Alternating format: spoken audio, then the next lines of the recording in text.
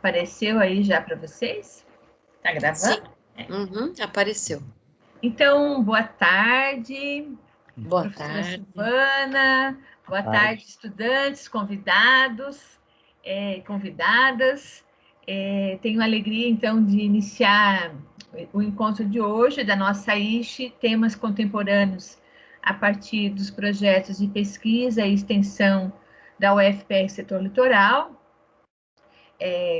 A gente tem feito, então, todas as quartas-feiras, né, esses encontros, e em cada quarta-feira a gente tem, então, um projeto de pesquisa ou de extensão, e o professor e professora que coordena, né, o projeto conosco, apresentando com o objetivo mesmo de a gente dar visibilidade para essa produção acadêmica que tem acontecido aqui na universidade, né, e que vai, com certeza, subsidiando aí outros estudos, políticas públicas, enfim.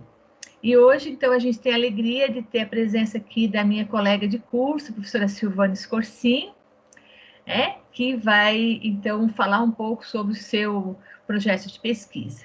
Antes de passar para ela, eu vou rapidamente fazer uma apresentação sucinta aí do seu da sua longa trajetória, né, de estudos e pesquisa. Então, a professora Silvana é professora adjunta aqui do curso de Serviço Social da UFPR, é doutora em Serviço Social pela PUC de São Paulo, lidera, né, o nosso grupo de pesquisa, Serviço Social, Questão Social e Trabalho da UFPR, setor litoral, tem estudado e pesquisado a política de saúde brasileira, como também violência doméstica e familiar contra a mulher.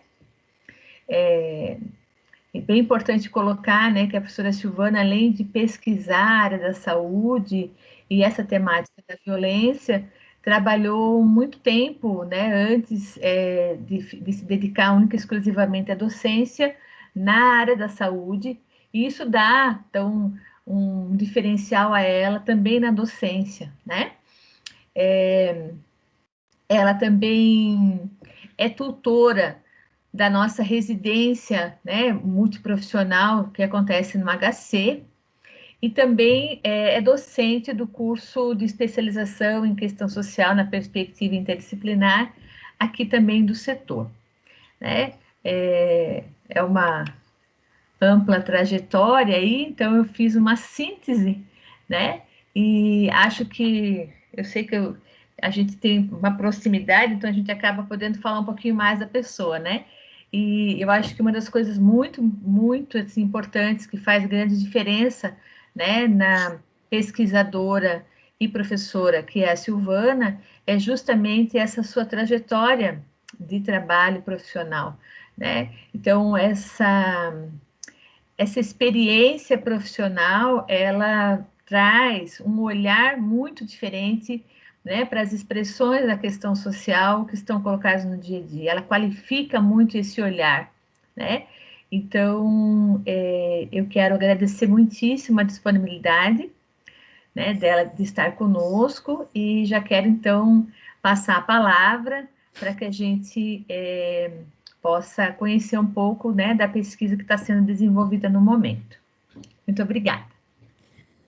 Então, boa tarde a todos vocês, é um prazer estar aqui, quero agradecer o convite que a professora Adriana me fez, né? Sempre que possível, eu gosto muito de atender a esses convites e acho muito legal o trabalho que ela vem desenvolvendo aqui como uma ISHE, né, publicizando as pesquisas, os trabalhos de extensão, porque muito conhecimento tem se produzido, né, na universidade e carece muito de espaços que a gente possa divulgar, que a gente possa conversar, né? Então, é um espaço que eu considero muito importante, sempre que possível, né, para conversar com os estudantes, motivá-los né, a serem introduzidos nessas temáticas, não só a minha, né, em específico, não é? Mas dos demais professores, tem discussões fantásticas que acontecem aqui na universidade, dos mais variados temas, né? Por exemplo, né, uma hora eu não tive a oportunidade, até porque estava envolvida, mas escutar, né, a própria professora Adriana, a equipe que vem trabalhando na área sócio-jurídica, né, que nos agrega, nos acrescenta pessoalmente, profissionalmente, não é? Então, tem muita coisa bacana que vem acontecendo, então, por esse motivo, eu te agradeço muito a oportunidade, Adriana, né, de estar aqui, falando um pouco dessa temática, não é que é para mim tão cara e tão cara para tanta gente, né, que vem desenvolvendo pesquisa, trabalho na área profissional, não é? Bem importante. Acho que a Adriana destacou uma questão que para mim também é uma faz parte da minha história, né? Eu fui profissional da área 26 anos da minha vida. Né? Este ano, crianças, eu estou chocada com o que eu vou falar. Eu estou chocada. Eu fiz 35 anos de colação de grau. É mole ou que é mais, né? Até essas coisas a gente não deve contar para ninguém, porque é muito tempo, não é? Começa a contar de, meu Deus, a mulher é Matusalém, né? Não, mas a gente está nessa. Eu me formei, não era. Também não vou aqui colocar sardinha para o meu lado, dizer, não, eu era gênio, com 5 anos de idade me formei, né? Não, isso não acontece. Mas, assim, para você ver, é uma trajetória que a gente constrói. E ela é elaborada, ela é você está no campo do conhecimento, da profissão, do conhecimento científico, isso é uma trajetória longa, que não se faz do dia para a noite, né? Olha, gente, eu posso assegurar a vocês, estudantes, a gente fez a nossa formação, eu, Adriano, os demais colegas, e principalmente, não só, mas principalmente por estarmos na academia, a gente estuda todo dia. Não cessa essa atividade do conhecimento, né? Porque você fica, são novas reflexões, novas pesquisas que a gente é obrigado a nos inserir nesse universo e estar atualizando o conhecimento a cada dia. Então, eu vou trazer um pouco para vocês, né, daquilo que eu venho pensando, estudando, alguns resultados, porque eu não tenho grandes resultados nessa pesquisa, porque ela vem se desenrolando nesse período de tempo, né, junto com a iniciação científica, da qual a Ana também já fez parte, né, num período da vida, né, e o mais importante para mim hoje, eu vou trazer aqui, eu tenho os slides, aqui fiz uns slidezinhos para, né, para poder compartilhar com vocês o que é essa pesquisa, o que ela se propõe, os objetivos, algumas questões conceituais que me parecem muito importantes da gente poder discutir hoje, conceitualmente, e trago lá para o fim alguns resultados, tá bom? E, assim, se vocês tiverem, como nós estamos num grupo, na verdade é um bate-papo, né? Se vocês tiverem alguma pergunta, olha, eu não entendi, ou alguma reflexão que queiram compartilhar conosco, fiquem à vontade, tá bom? Então eu vou pôr o slide e vou comentando, não é? E vocês vão contribuindo, vão trazendo, olha, eu quero que você fale mais disso, não entendi, qualquer coisa do gênero, fiquem bastante à vontade, tá bom, gente? Então eu vou pôr aqui, né? Só para contar para vocês um pouco. Quero ver aqui. Agora o problema é da pessoa que está na frente do negócio para pôr a apresentação. Ah, não, eu cliquei no negócio errado, né? Já vai dar certo. Vou pôr aqui, carregar, um PowerPoint, procurar. Muito bem. Carregar.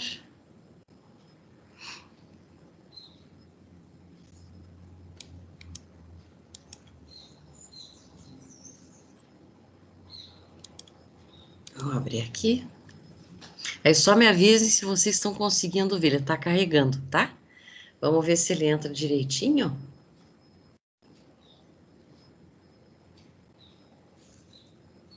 Ué, por que não entrou?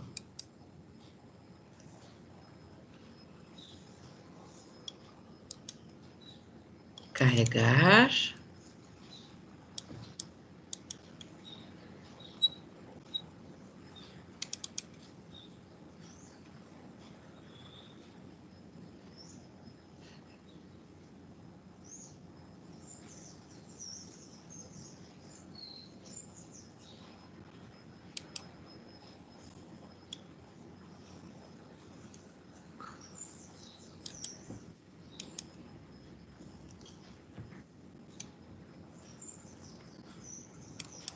Acesso.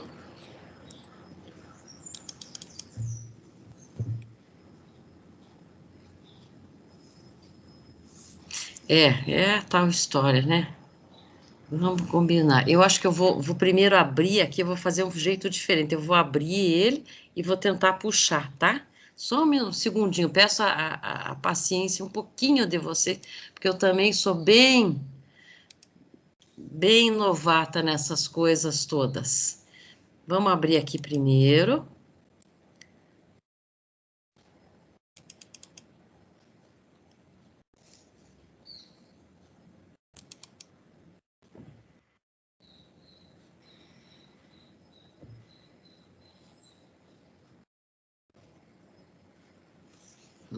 Ele abriu para mim.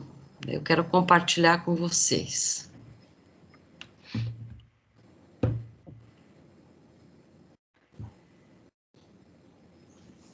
Ok, ele abriu para mim. Agora vamos de novo.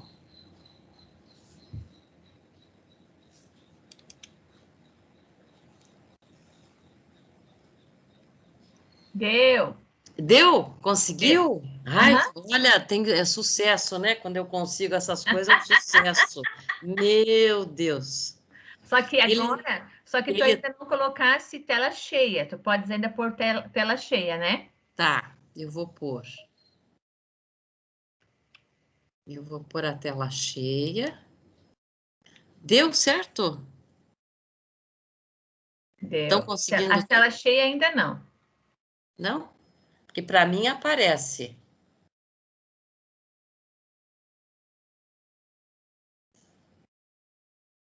Ou não? Não, não. Ainda está aparecendo os slides do lado. Ah, por que será, né? O que será que acontece? É, mas assim dá para ver também, dá para entender bem.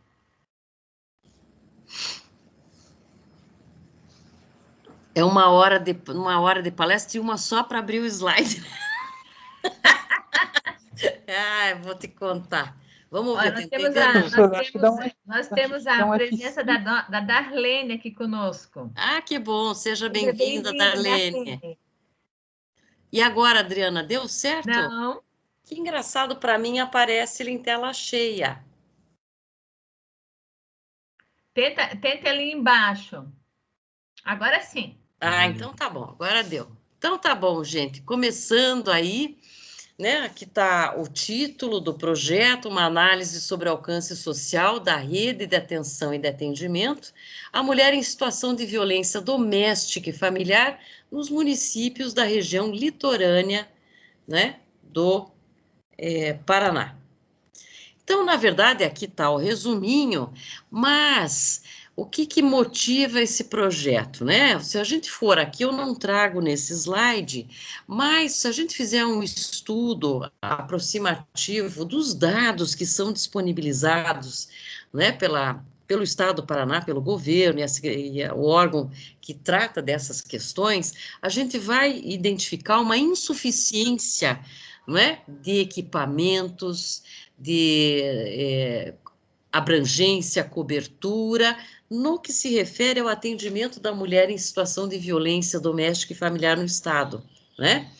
E a pesquisa em si, então, ela volta o seu olhar para os municípios da região litorânea, que são os 7 municípios, para entender, a partir de indicadores quantitativos e qualitativos, como esta rede de atenção e de atendimento, ela se coloca, né, para os municípios e como os profissionais envolvidos podem avaliar esse trabalho de alcance social junto à população, não é, usuária, a população-alvo, que são as mulheres em situação de violência doméstica e familiar. Então, na verdade, a ideia é muito essa, não é, da gente compreender, não é, se a população usuária, quer dizer, se elas têm, a partir desses serviços, o fortalecimento da cidadania, da sua consciência crítica, acesso a bens e serviços que possam ser requeridos, não é, para o enfrentamento dessa expressão da questão social. Então, é isso que motivou, né, a elaboração desse projeto, né? Então, eu me pergunto ali, como problema de pesquisa, qual é o alcance social da rede de atenção e de atendimento à mulher em situação de violência doméstica e familiar nos municípios da região litorânea, né? Claro que a hipótese, ela vai de acordo aí com o que a gente tem já de informações, que há uma limitação muito expressiva, numérica, de abrangência, cobertura dessa própria rede na existência dela nos diferentes municípios do Paraná e principalmente nos da região litorânea, né, o que vai dificultar o acesso, né, a bens, serviços para o enfrentamento da violência, bem como, né, na questão mais qualitativa do processo, dificultar a participação dessa população usuária na formulação, né, de alternativas para o enfrentamento da situação de violência doméstica e familiar, né? Então, eu quero analisar o alcance social da rede de atenção e atendimento, e tem aí a pesquisa com objetivos específicos. Primeiro, caracterizar essa rede de apoio e de atendimento que está existente nesses municípios da região litorânea. O segundo objetivo específico, proceder a um levantamento dos índices de atendimento dessa rede de atendimento e apoio por tipos de serviços prestados. O que esta rede oferece para estas usuárias? Quais ações de socialização das práticas institucionais junto à comunidade esta rede vem oferecendo? O outro objetivo, identificar a participação da população usuária na formulação de alternativas para o enfrentamento destas situações vivenciadas pelas usuárias dessa política, né? Outro objetivo, identificar o exercício dessa cidadania através do fortalecimento do acesso a bens, serviços por parte das usuárias junto à rede. E identificar o exercício da cidadania através do fortalecimento da consciência crítica dessas usuárias, o entendimento desse processo que elas estão vivendo e as formas de enfrentamento dessa situação de violência que possa romper com o ciclo da violência doméstica e familiar, né? Então, ela se justifica, essa pesquisa, não é? Porque ela se mostra necessária, relevante ao conhecimento desta rede, não é? E identificação da cobertura, da abrangência, não é? Que ela tem sobre a população usuária, não é? Em cada um dos municípios dessa região metropolitana, da região litorânea do Paraná. E claro, o estudo ele tem que contribuir, né, com o desvelamento desses indicadores quantitativos e qualitativos, né, sobre a demanda e a prestação dos serviços. No fim, por fim, para identificar esses níveis de socialização das práticas institucionais, fortalecimento da cidadania, crescimento de uma consciência crítica que desnaturalize as práticas de violência, né? Então, na verdade, o público-alvo da pesquisa que a gente tem é justamente muito voltada aos profissionais que estão vinculados a essa rede de atenção e atendimento. Essa pesquisa ela não está afeta neste momento para, né, uma conversa, uma coleta de dados junto às usuárias, não. A pesquisa ela tem uma ideia de primeiro conversar com essa rede, né? Como é que ela identifica essas questões? Como é que ela analisa? Como que ela se percebe enquanto, né, abrangência e cobertura no seu atendimento? E efetivamente até uma análise qualitativa desse processo, né? Então, na metodologia de pesquisa, gente, nós temos aí um estudo de natureza qualitativa, né, porque que intenciona levantar os relatos desses profissionais, não é? Frente à atividade, o exercício cotidiano das suas práticas, não é? Afetas as mulheres em situação de violência. Então, é lógico, tem uma pesquisa documental aí das instituições, né? Que também a gente pretende levantar os indicadores anuais, né, de violência, do atendimento à situação de violência que essas redes, que essas instituições têm coletado, né? E também a gente prevê na pesquisa de campo essa entrevista semi-estruturada com os profissionais dos equipamentos, não é? Então, aí se utilizará e vem se utilizando a análise de conteúdo como técnica para fazer a análise desses discursos profissionais. Até aqui, gente, tudo bem? Tá claro para todo mundo? Tem alguma questão? Tá ok, prof. Tá ok? Então tá bom. Então, como é que a gente determinou aí, né, nos municípios? A princípio, evidentemente que nos municípios maiores você tem equipamentos, outros tipos de equipamento que vêm até de encontro ao que é prescrito na Lei Maria da Penha, mas nem todos têm. Municípios de muito pequeno porte, você não tem nem aquela delegacia da mulher e outros equipamentos, né, previstos lá na Lei Maria da Penha. Então, a gente identificou que seria interessante, né, levantar como equipamentos aí selecionados para essa pesquisa, delegacias, né, de polícia no campo da segurança pública, porque efetivamente é lá que muitas vezes as mulheres que estão, né, em situação de violência doméstica e familiar acabam indo registrar um boletim de ocorrência, né? Principalmente, se o município tem este equipamento, né, da política da assistência social, o CREAS, né, que ela tem uma atenção especializada nesse assunto, quando não existente, é o CRAS que vai também proporcionar essa acolhida, e os hospitais, ou clínicas de saúde, quando existentes também em cada município.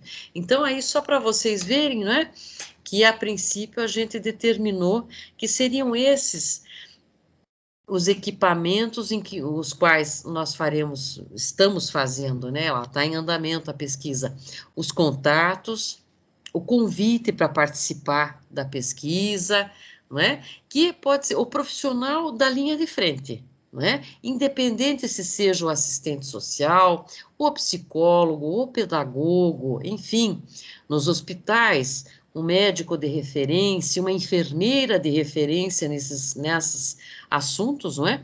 Então, os profissionais referenciados pelo equipamento para o atendimento da mulher em situação de violência doméstica e familiar, né? Então, basicamente essa é a estrutura aí do projeto que a gente vem trabalhando, inclusive junto dos estudantes na iniciação científica, né? Já desde praticamente, foi no final de 2016, mas praticamente a gente vem trabalhando na coleta desses dados e análise, né? Mas eu queria introduzir com vocês algumas questões, porque nem todos aqui possivelmente têm uma leitura, né, mais acadêmica, mais, né, formativa sobre a violência e uma das suas expressões, que é a violência doméstica e familiar contra a mulher, não é? Então, eu gostaria de fazer trabalhar com vocês alguns conceitos. Primeiro, como é que a gente compreende violência, né? O que eu posso dizer para vocês é o seguinte: a violência, ela assumiu formas e conteúdos muito diversos nos diferentes períodos históricos, né? E isso eu posso facilmente comprovar para vocês. Se nós pensarmos em violência, só lembrar dos filmes que assistimos aí na televisão, vão até a Idade Média, por exemplo, né? Lá você vai assistir nos filmes, principalmente quando se trata da Santa Inquisição, formas de violência que hoje são altamente refutadas, mas que eram práticas comuns, né? O suplício a partir do extermínio do outro, da fogueira e outras práticas que são hoje abolidas, não é? Mas que naquela época histórica elas eram plenamente admissíveis, né? Se você for para frente, a guilhotina, né? Já pós-Revolução Francesa, quer dizer, aquela era uma forma de punição, de extermínio e de violência, que hoje é altamente, quer dizer, não se utiliza mais, ela é refutada. Mas isso não quer dizer que a violência não esteja presente na nossa e na sociedade contemporânea. Só que o importante entender é que a violência em si, ela vai assumir significados e formas muito diferentes, dependendo do período histórico em que ela vai ser analisada, né? E a violência, o que é, para a gente definir o que seria uma violência, o ato violento, não se pode separar da constituição histórica e social da sociedade que a gente está analisando, né? Ela vai ter uma correlação, uma conformidade com o período histórico e contextualizando, inclusive, na região, no lugar onde ela está sendo analisada. Posso dar exemplos para vocês sobre isso. Por exemplo, atualmente, na contemporaneidade, nesse presente momento, se nós formos para determinados países, não é? Muçulmanos, enfim, a mulher, até hoje, que cometa adultério, por exemplo, ela pode receber a punição do apedrejamento. Quer dizer, isso acontece hoje, né, nessa época histórica atual, em determinada região ou país, né? Coisa que para outros países isso seria inimaginável. Mas isso não quer dizer que a sociedade, eu quero agora trazer especificamente para a sociedade brasileira, que nós não tenhamos as formas de violência que são, né, geridas, né, do monopólio do próprio Estado brasileiro, porque o Estado detém o monopólio da violência, não é? Para isso, é só a gente pensar que existe todo um mecanismo institucional de segurança pública, não é? Tem aquelas violências na sociedade que são, não é? Refutadas, são proibidas, mas temos aquelas formas de violência que são pactuadas, que a sociedade as permite, não é? Então, nesse campo, é muito complexo a gente determinar o que é de fato violência, né? Porque, como eu disse para vocês, vai depender do momento histórico e do contexto social, político e econômico de uma dada sociedade. É assim que a gente tem que, primeiro, olhar a violência, tá bom? Então, quando a gente fala em violência nesse campo, não é? Vamos entrar depois no campo aí da violência doméstica e familiar e a violência contra a mulher, né? Mais especificamente, neste dado contexto histórico que nós estamos vivendo. Então, é muito difícil, se vocês forem pegar, depois eu posso até sugerir a quem quiser ler mais sobre esse assunto, alguns autores que vão discutir essa questão da violência na sociedade contemporânea, e tem coisas maravilhosas escritas, né?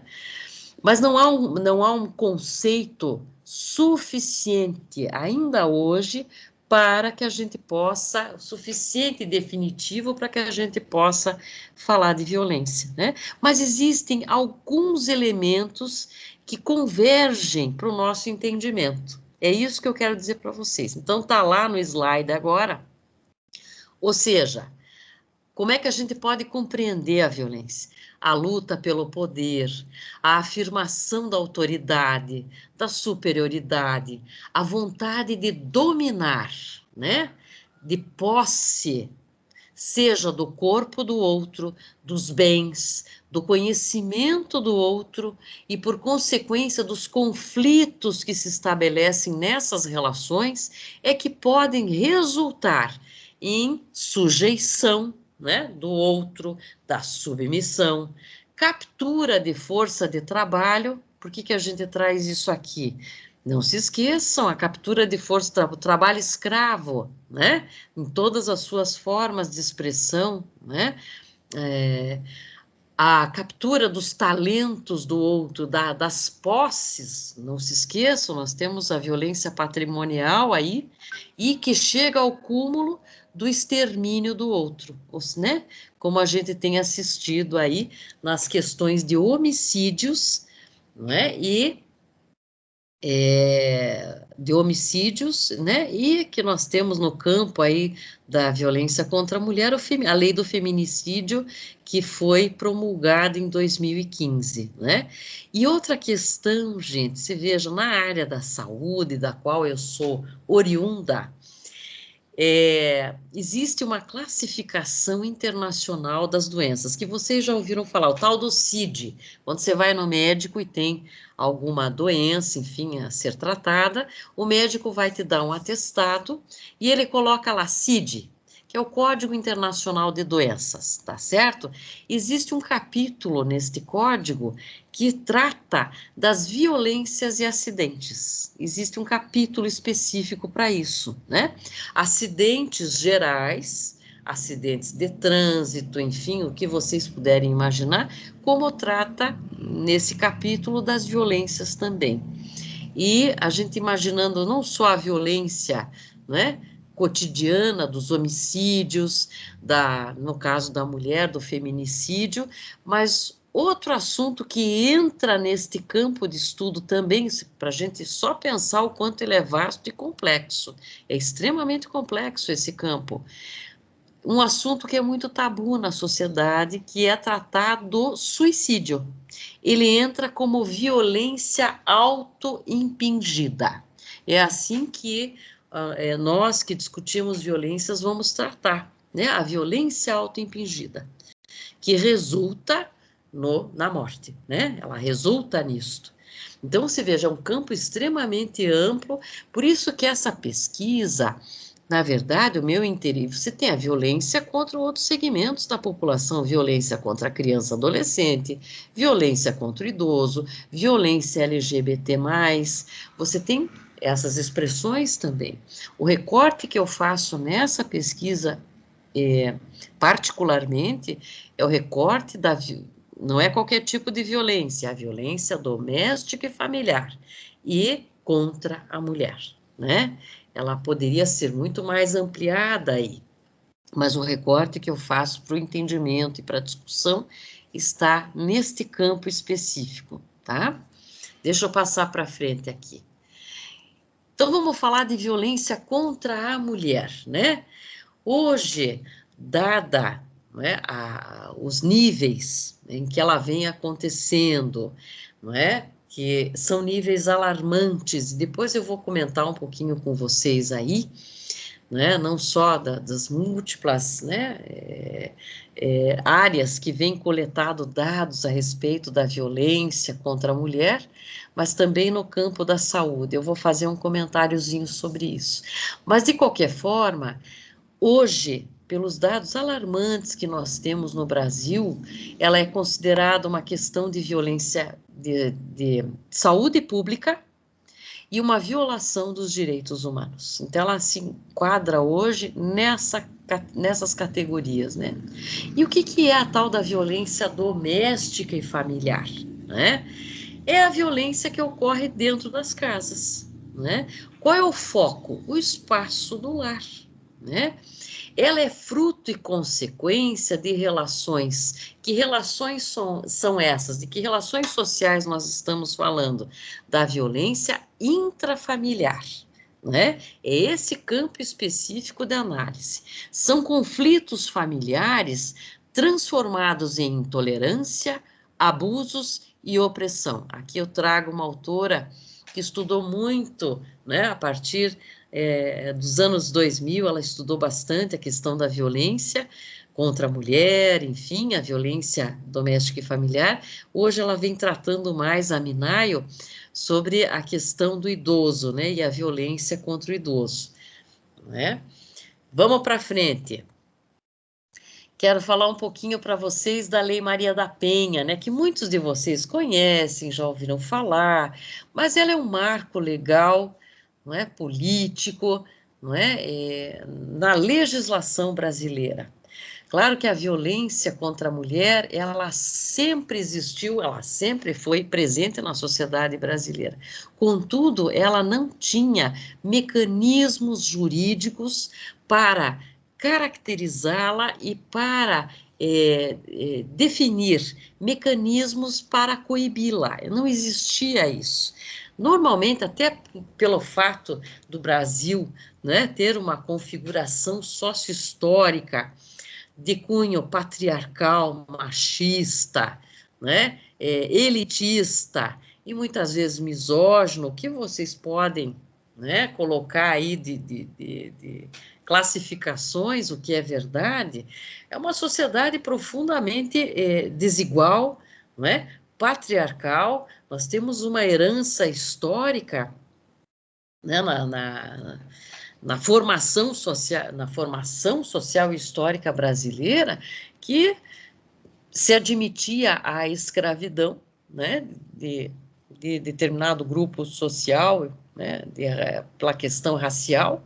Quer dizer que nós fomos o último país do mundo a abolir a escravidão. Então isso é muito sério, isso é uma forma né, de violência em que a sociedade brasileira foi se organizando econômica e socialmente. Ela foi se organizando a partir disso, de processos de violência. Então, não podemos imaginar que a nossa sociedade, não é, ainda que tenhamos né, historicamente registrados, muitas vezes, até porque passamos por períodos de ditadura, em que o povo brasileiro é muito gentil, é muito harmônico, as nossas relações sociais, não é? Simbolicamente elas são bastante, né, simpáticas, enfim, o que pode ser denominado, que oculta, na verdade, o caráter extremamente elitista da sociedade brasileira e extremamente violento nas suas relações sociais, né? Os índices de violência no Brasil são alarmantes. Então, nós estamos tratando de uma sociedade profundamente violenta nas suas relações, em que as mulheres, de maneira particular, só vão, com muita luta histórica dos movimentos feministas, vão conseguir, no século XX, alguns avanços sociais. Só nos anos 30 do século XX, o direito ao voto, né?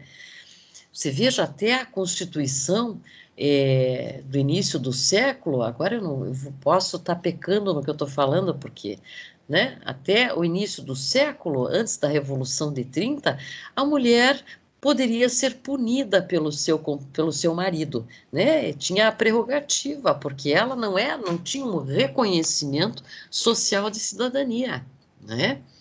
Até os anos 60, por exemplo, constitucionalmente, a cabeça do casal era o homem. Isso só vai mudar depois do Código Civil, né? Pós a Constituição de 88, para vocês terem uma ideia de como foram a passos lentos as conquistas políticas das mulheres, né, em relação ao reconhecimento da sua cidadania e, né, dos seus direitos políticos e sociais.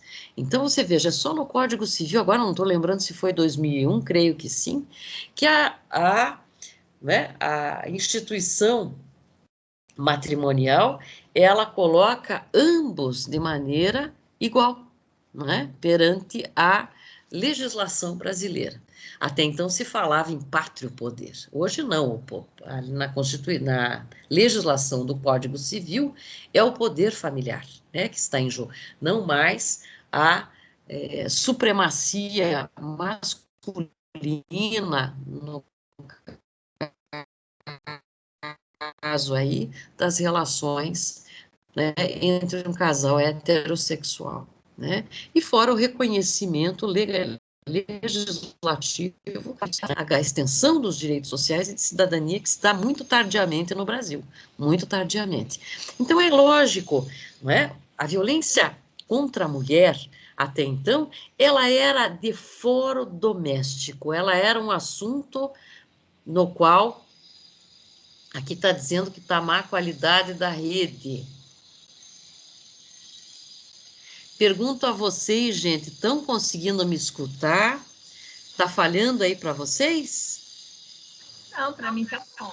É porque deu uma mensagenzinha aqui para mim dizendo que a minha rede tá ruim. Mas não, só deu uma engasgadinha, mas já voltou ao normal. Eu engasguei, mas já voltei. Soluço, assim. Hã?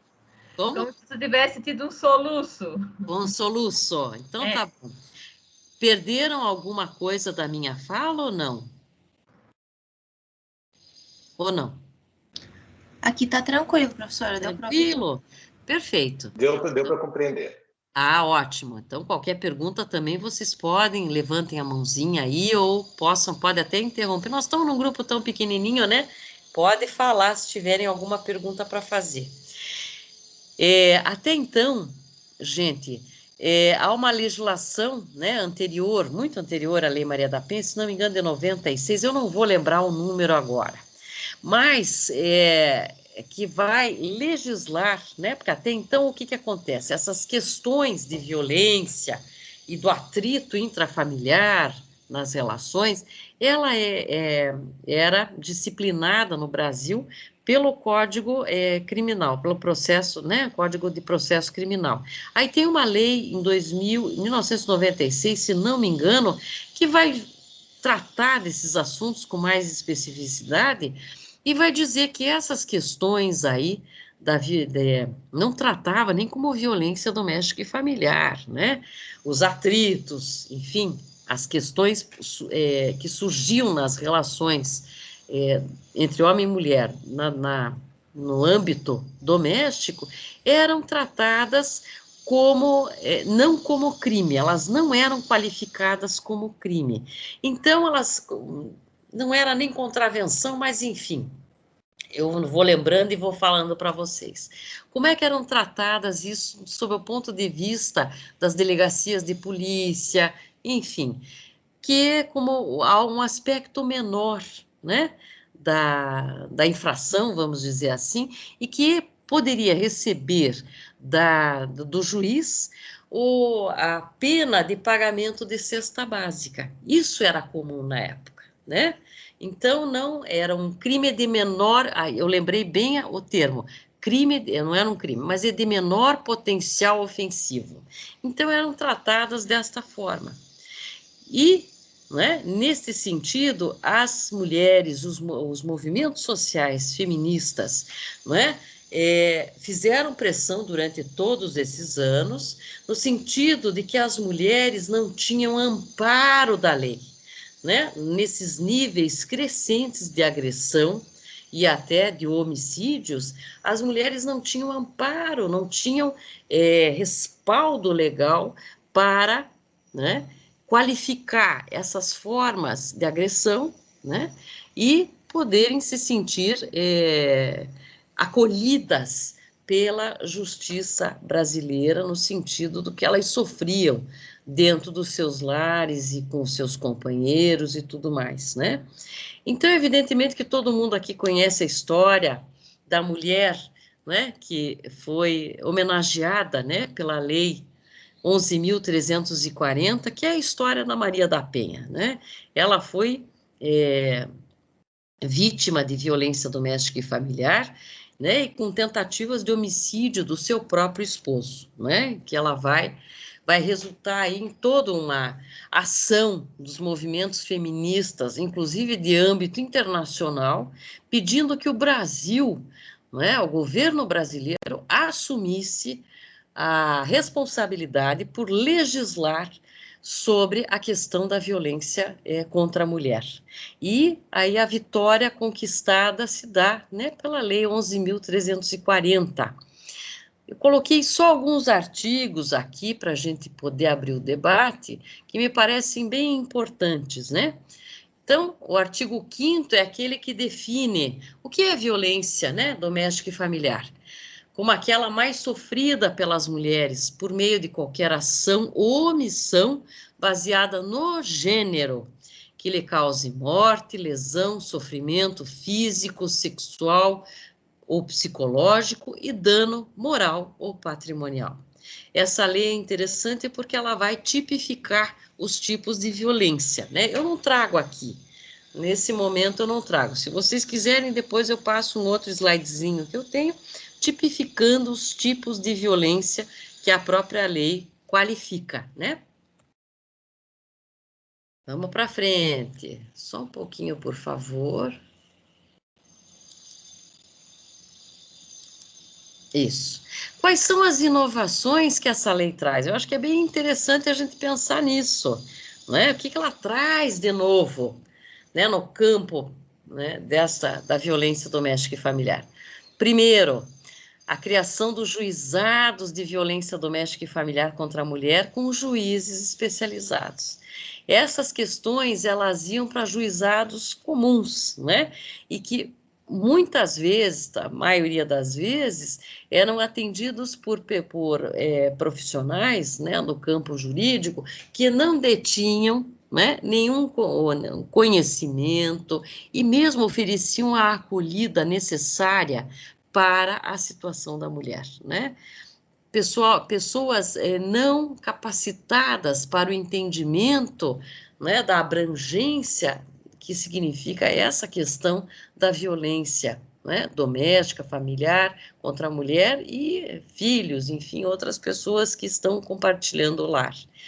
Então, a mulher é uma questão que sempre se discutiu, né? Todo mundo já ouviu falar da revitimização da mulher, cada vez que ela tem que repetir a história, recontá-la, e quando não, era, né, ela era submetida a formas jocosas, né, da sua história, a não credibilização que esses profissionais de segurança pública tratavam as mulheres que lá nos juizados comuns que recebiam as queixas aí para a feitura do boletim de ocorrência e dar andamento às medidas, né, cabíveis.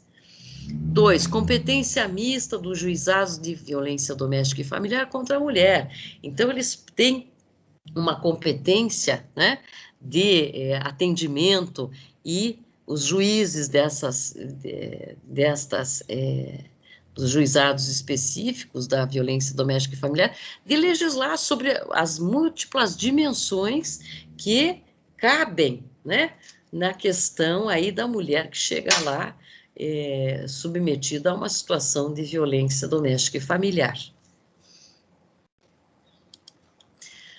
Olha lá, 3, proibição de condenar o agressor apenas ao pagamento de cestas básicas, como ocorria anteriormente à Lei Maria da Penha, porque era considerado um crime de menor potencial ofensivo, então, né, era cesta básica, e o ciclo de violência muito mais, né, o agressor, ele não se sentia de forma nenhuma culpabilizado por isso, e o ciclo da violência tornava-se muito mais, inclusive, intenso após uma situação dessa, né, em que o agressor, inclusive, se sentia, né, banalizado, né, a situação dele banalizado pela própria justiça, né? A pena hoje, para quem agride, é a prisão, que não pode ser substituída pelo pagamento de multa ou prestação de serviço à comunidade, e que pode ser decretada de imediato, né, pelo juiz, né, que está acolhendo aí a vítima de violência doméstica e familiar. Quero também explicar para vocês o seguinte, né, por que eu estou chamando de a pessoa. Até então, a gente se referia às mulheres como vítimas, a vítima.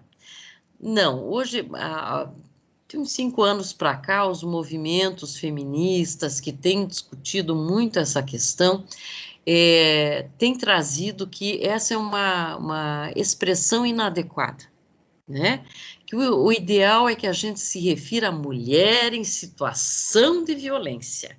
Por que isso? Acho que é legal a gente esclarecer. Por que acontece isso? Porque quando você coloca o outro como vítima, não é? Isso não é nem uma questão de retórica e nem de semântica. Você coloca o outro numa condição, não é, de inferiorização. como se essa pessoa fosse incapaz de sair do ciclo da violência doméstica e familiar. Então, como a gente e a lei, né, tem este olhar, né, os profissionais que vêm hoje atendendo a violência doméstica e familiar têm, não é, a percepção e o entendimento de que esta é uma situação que possa ser rompida, né, com o efetivo atendimento, com o acolhimento, com os recursos necessários. Então, a gente trata essa questão hoje assim, a mulher em situação de violência doméstica e familiar. É uma situação na qual ela poderá ser retirada, né? Ela não é uma vítima permanente e nem deve ser tratada desta forma. É uma condição na qual ela está momentaneamente. Tá certo, gente? Então, esse é só um esclarecimento bem importante que eu queria dar para vocês. Olha aí né, o que a Lei Maria da Penha nos traz de interessante. Afastamento do agressor do lar, né? Afastamento. Proibição, quinto, proibição do agressor de aproximar-se da vítima, né? No sentido de coibir as práticas de violência. Tá aí a Darlene, que pode contar perfeitamente a questão do botão do pânico também como uma medida protetiva, né? Para que o agressor mantenha-se afastado da vítima, não é? E tentar romper com o ciclo da violência doméstica e familiar. Sexto, obrigação do agressor de pagar alimentos à mulher e aos filhos comuns, né? Quer dizer, ele tem que prover, né? Não é pelo fato de que ele sai do domicílio, se afasta, que principalmente alimentos, né? Que é um direito dos filhos menores receberem. Então, ele tem que prover isso. Sétimo, proteção do patrimônio da mulher. Muitas vezes a gente vai entender que a violência doméstica e familiar tem lá tipificado, não é, a agressão física, ou a violência psicológica, a violência moral, a violência patrimonial, né? A violência patrimonial.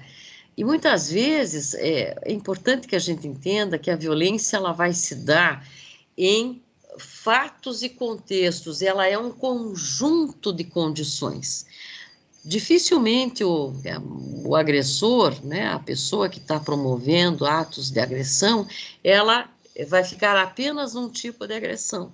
Normalmente é um conjunto de fatos e eventos que vão causar violência física, violência psicológica, a violência patrimonial, por exemplo, rasgar os documentos da mulher, não é? Se apropriar de instrumentos de trabalho para, né, que ela não possa exercer a sua profissão ou ter algum tipo de remuneração. Então, isso é uma medida bastante importante, patrimônio da mulher. Vamos para frente. Proibição e regra da intimação judicial ao agressor pela própria vítima. Anterior à Lei Maria da Penha, não é? Quem entregava, a mulher fazia o boletim de ocorrência, e quem dá andamento ao processo, né? Quem entregava essa intimação era a própria mulher. Vocês imaginam o que isso não ocasionava dentro do ambiente doméstico, né? Mais agressão, né? E quem que é o agressor para a Lei Maria da Penha? É aquele que possui vínculo, agressor ou agressora. Vamos, olha lá, não é? Não é só uma questão do agressor homem, também é prevista a agressora mulher aqui, né? Possui vínculos familiares ou convive com a vítima no ambiente doméstico, atual, pregressa ou presente. O relacionamento já pode até ter terminado. E não é indispensável que o agressor more na mesma casa. Aí é que tá, esse é um avanço tremendo que a lei nos oferece, né? Quer dizer, o agressor pode ser né, possui um vínculo familiar ou é companheira da vítima, né? Da pessoa em situação de violência. E não precisa necessariamente que ele resida na mesma casa. Basta, né, comprovar que essa pessoa está impingindo, né, atos violentos dentro daquela tipificação que a lei coloca, para que a mulher esteja amparada a partir da Lei Maria da Penha a buscar, né, a sua reparação perante a justiça. Tá? Vamos para frente. Olha que legal, eu trouxe também, porque me parece uma inovação muito importante da Lei Maria da Penha, o artigo 35 da lei, que é o quê? A criação de centros de atendimento integral e multidisciplinar para as mulheres e seus respectivos dependentes. Casas-abrigos, quer dizer, constituição de equipamentos para esse atendimento, para dar efetivamente proteção a esta mulher, né? Casa-abrigo, delegacias especializadas, enfim, núcleos de defensoria pública, serviços de saúde, centros de perícia médico-legal, né, para que a mulher tenha acesso a esses serviços. Centro, inclusive centro de reabilitação para os agressores. Porque o que é importante nessa questão? Nós precisamos construir novas sociabilidades na sociedade. Claro que é importante atender a mulher em situação de violência com os seus filhos, enfim, lógico, isso é fundamental. Mas de nada adianta se nós também não oferecermos serviços especializados para que os agressores possam refletir, né, discutir, refletir sobre as suas condutas, seus atos, e possam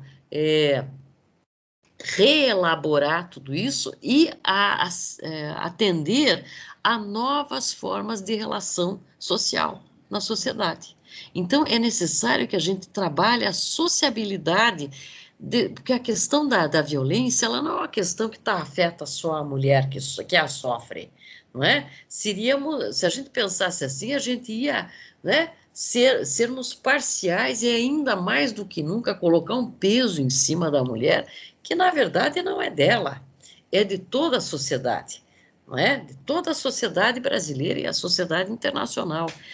Então, é necessário que nós tenhamos espaços importantes, né, espaços especializados mesmo, com profissionais, para atender, né, e trabalhar estas, né, os que se colocam no campo aí de perpetradores. Na verdade, falando em conceituação, né, a melhor palavra que se tem colocado aí pelos especialistas até não é mais agressor, é o perpetrador ou perpetradora de violência. Claro que eu estou aqui trabalhando aqui o que está no contexto da lei, né? Mas os especialistas hoje vêm adotando mais essa expressão, a pessoa que é perpetradora da violência, quem que está perpetrando o ato, né, o conjunto de ações violentas, tá? Então, outra coisa que eu acho que é importante a gente comentar também, vejo que no meu projeto, gente, eu trato de rede de atenção, de atendimento, eu acho que é importante também a gente entender um pouco qual é a concepção de rede que eu estou trazendo aqui. Essa concepção de rede que eu trago aqui, ela foi colocada, né, ela estava difundida pela então, né, tudo isso antes do golpe de 16, vamos falar aqui, né, pela Secretaria Especial de Políticas para as Mulheres, né, no ano de 2016, né, que hoje, infelizmente, no campo político, não é, institucional, a secretaria, ela foi absorvida aí pelo Ministério da Família, não sei o que, da Damares, e não tem hoje nenhuma ação, né, que a gente possa considerar alguma ação efetiva ou dando continuidade ao brilhante trabalho que a secretária, né, que ocupou a última secretária, vinha desenvolvendo junto à secretaria, né? Então, é de lá que eu trago essa concepção. O que é uma rede de enfrentamento? a violência contra as mulheres. Diz respeito à atuação articulada entre instituições, serviços governamentais, não governamentais e a comunidade, visando ao quê? Desenvolvimento de estratégias efetivas de prevenção e de políticas que garantam o empoderamento das mulheres e seus direitos humanos, a responsabilização dos seus agressores e a assistência qualificada às mulheres em situação de violência. Então, essa rede vai ser constituída aí de vários atores sociais que vão discutir as estratégias municipais no enfrentamento, né, e principalmente de prevenção, né, à violência e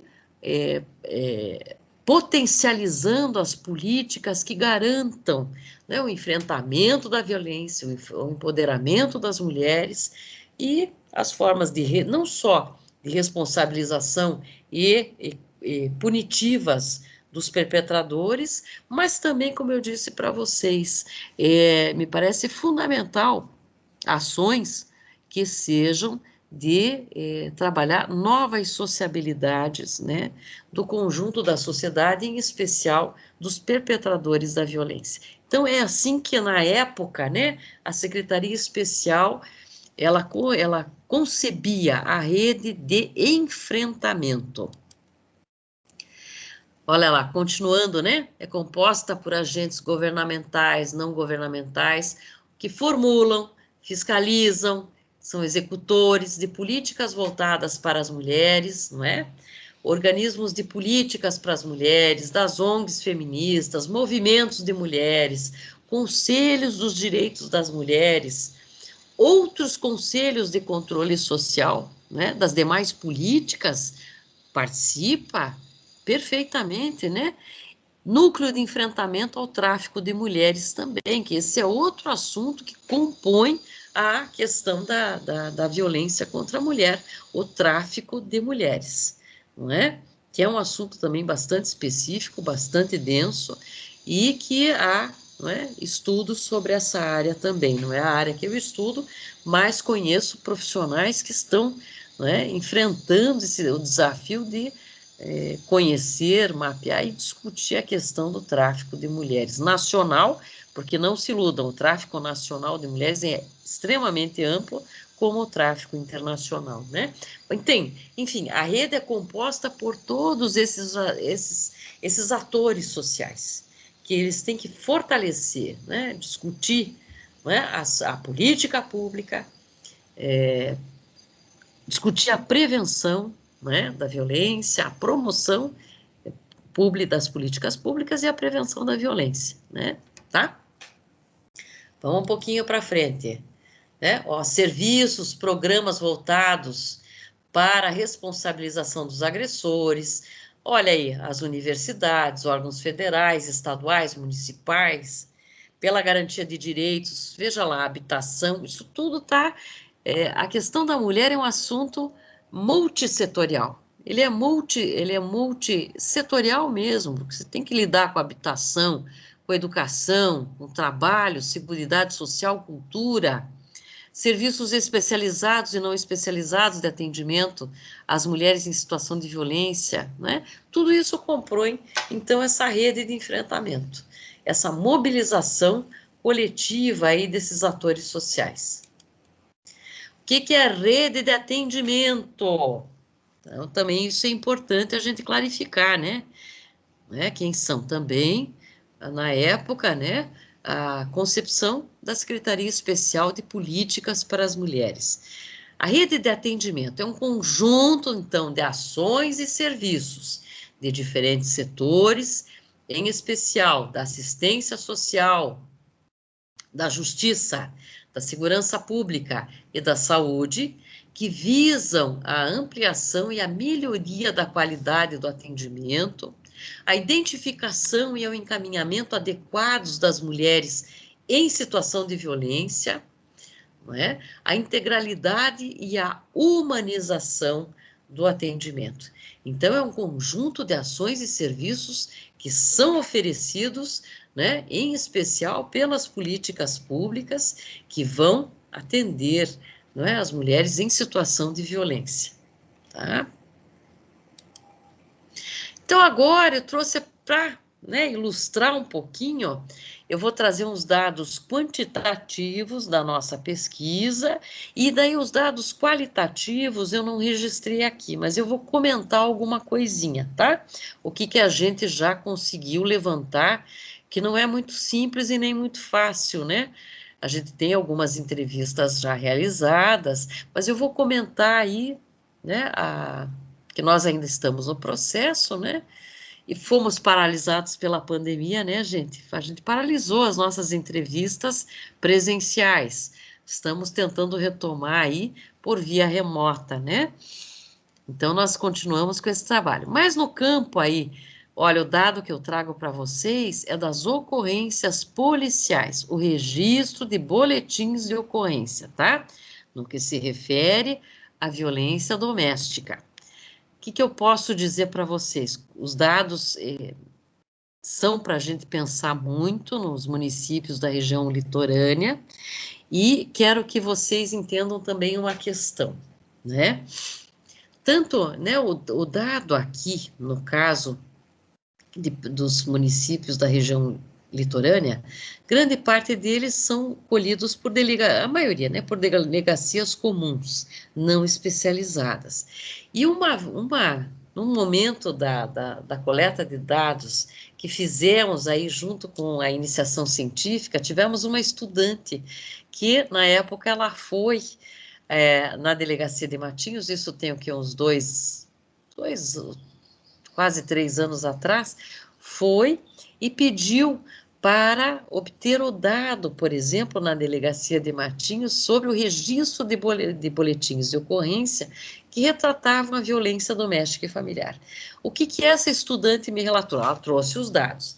Ela disse: professora, qual foi a grande dificuldade minha na coleta dos dados? Foi que, dependendo do escrivão que está colhendo ali o depoimento e realizando o boletim, registrando o boletim de ocorrência, depende da interpretação deste profissional. Porque muitas vezes ele vai classificar aquele discurso, ou até a lesão apresentada pela mulher, ou até o relato dela, muitas vezes ele não vai classificar como violência doméstica e familiar. Ele vai colocar lá em outras categorias, não é? No registro do boletim. Não, roubo de documentos, enfim, ela identificou uma série de questões que nos fez pensar no grupo o seguinte. Claro, tinham lá aqueles registros que estavam específicos à violência, mas quantos registros essa delegacia, esses escrivães, esses profissionais fizeram, que de fato tratava-se de violência doméstica e familiar, mas na hora do boletim de ocorrência não apareceu com esta definição, porque o entendimento do profissional que está ali na linha de frente, muitas vezes, como ele não tem a formação necessária, né, o debate, enfim, ele vai registrar como qualquer outra ocorrência policial. Então, uma coisa que eu quero depois discutir com vocês é a subnotificação dos dados, que a gente sempre trabalha com os dados oficiais, mesmo da saúde. A gente trabalha com uma imensa subnotificação, né? Que fazem com que a gente imagine, nós pesquisadores, que as ocorrências elas são de muito maior número do que de fato elas estão registradas. Então é isso que eu queria também trazer para vocês como reflexão, né? Olha lá, Antonina, a estimativa do IBGE para 2020, claro, não tivemos o censo, né? O censo habitacional, o censo brasileiro, né, no ano de 2020, em virtude da pandemia, mas é um dado estimado. Antonina hoje teria 18.949 habitantes e registrou como violência doméstica, né? Em 2017, 148 casos, em 2018, 127, com um leve crescimento em 2019 para 129 casos. Guaratuba, 37.527 habitantes, registrou em 2017 339 ocorrências, com uma alta em 2018 de 361, e vejam que interessante, em 2019 o registro de 441 boletins de ocorrência, quer dizer, bem significativa o aumento que nós temos aqui da violência registrada, né, a violência doméstica registrada no município. Guaraqueçaba, 7.594 habitantes, tivemos lá, né, neste pequeno município, 32 ocorrências em 17, um aumento em 18 para 42, e 2019 com 34 ocorrências. Matinhos, gente, 35.219 habitantes. Em 2017, tivemos 373 ocorrências. Em 18, uma leve queda para 364 ocorrências. E vejam, surpreendentemente, um significativo aumento dos registros em 2019, 535 ocorrências, né? É para a gente pensar aí no nosso município, né? Morretes, 16.446 habitantes, 144 ocorrências, 2018, 174 ocorrências, 2019, com uma pequena queda, 169 ocorrências. Paranaguá, 156.174 habitantes. Em 17, tivemos 916 ocorrências. Em 18, 980, já uma significativa um aumento. E olha, 2019, atravessando a casa, né, dos 1.000 aí, 1.140 ocorrências. Quer dizer, é bastante significativo também, né? Pontal do Paraná, 27.915 habitantes, ocorrências da violência doméstica no município, 2017, 268, 2018, com 292, e um significativo aumento em 2019, 323 casos, né, registrados aí como ocorrência policial, né? Então, vejam que em alguns municípios nós temos um significativo aumento em 2019. O que eu posso falar de 2020? Nós ainda não temos dados para 2020, nem divulgados oficialmente pelos órgãos, né, que capitaneiam esses dados, né? Inclusive, comentando aqui um pouquinho com vocês, a saúde. Aqui eu trouxe das delegacias, né? Na saúde, você tem, desde 2006, o registro, né, obrigatório, compulsório, das violências contra a mulher, contra a criança e adolescente e contra o idoso, isso determinado por legislação específica. Então, todo serviço de saúde referenciado para este fim ou não, ele deve, quando identificada a ocorrência da violência contra esses 3 segmentos da sociedade, deve realizar um documento, preencher a notificação obrigatória, né? Ela serve, né, ela serve como dado epidemiológico, que é, né, estudado e registrado lá no Ministério da Saúde, nas secretarias de vigilância, né, contra a violência, as violências e acidentes, e ela serve, né, para a gente dimensionar no Brasil, né, a quantidade de pessoas que procuraram serviços de saúde com, né, a queixa, né, de lesões ou outras formas aí de violência, né, contra a mulher, contra a criança e adolescente ou contra o idoso. Então, só para vocês terem uma ideia, o último registro que eu tive acesso vai até o ano de 2018, 2019, é o que você tem acessível dentro do Ministério da Saúde, o nível de ocorrência né, das violências, mas ele também tem um aumento bastante expressivo. A gente pode perceber naqueles dados, eu não trouxe aqui, mas que há, perdão, um aumento, né, significativo da violência, da ocorrência de violência contra a mulher nos equipamentos de saúde. Então, eu não trouxe aqui, mas isso é dado, a gente tem até o ano, né, contabilizado pelo Ministério da Saúde, até os anos 18 e 19 também, né? Quanto aos dados qualitativos da nossa pesquisa, né, fizemos aí durante esses últimos 3 anos, visitas em alguns equipamentos, né, das políticas públicas de alguns municípios, nós não chegamos a fazer em todos. Estivemos em Paranaguá, estivemos, né, em Guaratuba, apenas um equipamento, 2 equipamentos em Paranaguá, um equipamento em Pontal do Paraná, um equipamento também em Matinhos, e levantamos, eu não trouxe aqui os dados parciais, mas vou comentar com vocês, quer dizer, como é que os profissionais que foram, né, inquiridos, né, abordados pela nossa pesquisa, enxergavam, não é?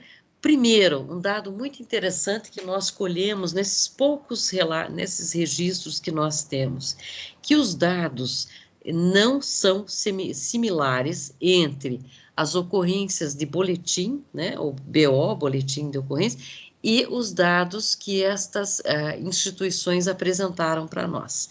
Eles têm uma discrepância muito grande, né? Então, significa que não necessariamente aquelas mulheres que foram parar na delegacia para fazer o BO, elas procuraram o atendimento por exemplo, no CREAS, nos CRAS, não é? Elas não fizeram esse movimento. O número é bem inferior, segundo o que os profissionais nos trazem, né? Bem inferior. É lógico que nós não estivemos em todos os equipamentos ainda. Essa pesquisa, ela ainda vai ter a sua continuidade. Mas é interessante que já foi possível vislumbrar isso com as respostas dos profissionais. E outra coisa, todos eles, dos quais nós colhemos a entrevista, né, se colocaram, né, colocaram a questão de que não havia uma articulação da rede, a rede de enfrentamento e da própria rede de atenção e de atendimento. Não havia, na percepção deles, uma articulação capaz, né, de dar suporte, de possibilitar, de fato, o enfrentamento da violência e também para ações políticas junto ao município, no intuito de conquistar novos equipamentos, novos serviços, a criação dos conselhos municipais, né, da mulher, enfim, outros mecanismos que pudessem garantir, não é, uma ampliação de uma rede de atenção e atendimento a estas mulheres em situação de violência doméstica e familiar. Todos foram unânimes em colocar que as suas ações, elas estavam muito mais isoladas e os bens e serviços oferecidos, referentes àqueles que eram restritos ao equipamento, né, ao equipamento que foi abordado dentro do campo previsto da sua política pública. Então, foram esses os resultados parciais que nós conseguimos coletar até agora, né? E eu acho que eu já falei demais, né? Quero escutar um pouquinho vocês, quero assim que a gente possa estabelecer aqui a dinâmica de uma interlocução mesmo, um bate-papo, né, no que chamou a atenção dentro do que eu apresentei, das experiências de vocês também, para que a gente possa trocar. Tá bom, gente? Então eu abro agora, eu finalizo aqui a apresentação do slide e abro agora para o nosso bate-papo. Tá bom? Vamos lá? Cansei, né? Eu falo pra caramba. Podem falar. Agora é com vocês a bola. Obrigada, professora Silvana. pela aula, né? E, assim, eu queria, antes de passar para os demais, fazer um destaque, né? Quando a professora fala sobre, bem lá no início da fala, né? Sobre como que a violência, ela vai também se mostrando de outras formas e sendo compreendida também de uma forma mais ampliada, né? Então, hoje a gente tem, por exemplo, o conceito de violência simbólica, que algumas não precisa ser muito longe, né? No final do século passado, a gente não sabia o que era isso. Sim. Né? Uhum. Então, são conceitos, são categorias que se complexificam e vão mostrando as suas facetas, né? Uhum. Nessa contemporaneidade que também é cada vez mais multifacetária, complexa, né? Difícil da gente realmente aprender, né? Mesmo que a partir de algumas aproximações, mas a gente está sempre muito aquém, né? Da compreensão da totalidade.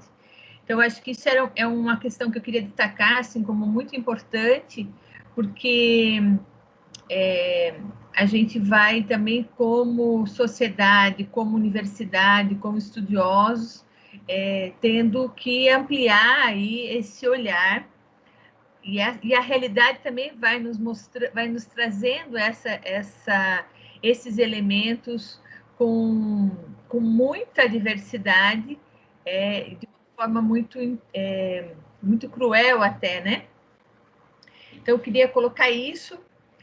Queria falar, né, que a gente recentemente conseguiu produzir aquele material, aquele vídeo, né, da rede aqui de Matinhos, e foi realmente assim como uma estratégia de tentar dar um pouco de visibilidade para as 3 mulheres, né? Temos uma aqui conosco, inclusive a Darlene, que estão à frente desses serviços, dos 3 serviços, das 3 portas de entrada aqui de Matinhos, né?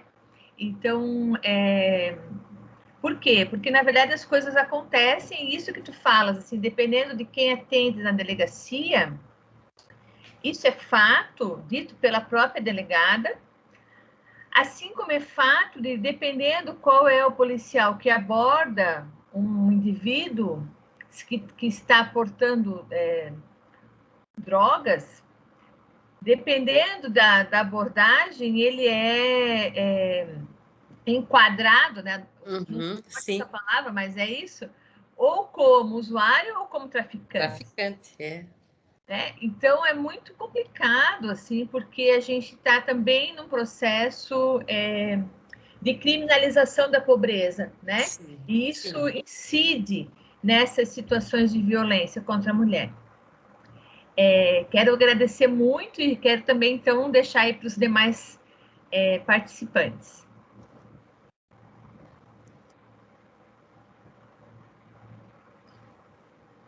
Podem começar a falar ou levantar a mãozinha, como vocês preferirem.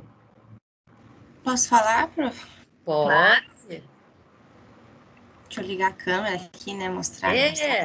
Deixa eu aumentar o volume. Vocês estão me ouvindo bem? Eu estou. Então tá. Acho que primeiro eu queria agradecer nessa baita exposição que a professora Silvana fez, né? Eu gostei bastante de relembrar, participei, né, por um período. Um semestre. Tava até, eu tô juntando as horas formativas, essa coisa arada, né? Já um pouco nervosa de não conseguir juntar, daí achei os certificados, tá tudo ali certinho. E foi bem legal retomar, ver como é que foi o andamento, né, da pesquisa e ver também achei muito interessante essa parte que a professora falou sobre a mudança de alguns termos a partir de outras concepções, assim, nessa questão de vítima, né, que antes a gente não tinha chegado nesse ponto, né, e muito legal ver que avançou e muito legal continuar aprendendo com isso. E acho que no mais, parabenizar mesmo, professora, a apresentação, agradecer por ter preparado o slide também. E é isso. E eu tenho muito mais coisa para já ficar uma semana aqui, uma semana falando. Eu cortei muita coisa. né? Eu Porque acredito. é uma área multiprofissional, complexa, Muito sabe? A complexa, gente né? tem muito para discutir, para falar. Eu falei, não, eu vou alguns tópicos que eu acho que pensando naquela pessoa que nunca se aproximou muito com o tema, mas eu estou vendo que vocês aqui, eu só estou falando com gente que já está no tema. Até peço desculpa se eu fui repetitiva. Mas, que chato, né? Eu já está falando tudo que eu já ouvi falar. Mas, de qualquer forma, eu pensei assim, vai que tenham pessoas que a primeira vez que estão, né, ouvindo, então é conceitual, como é que a gente está olhando isso hoje, né? Tá bom? É Mas legal que depois vamos para frente.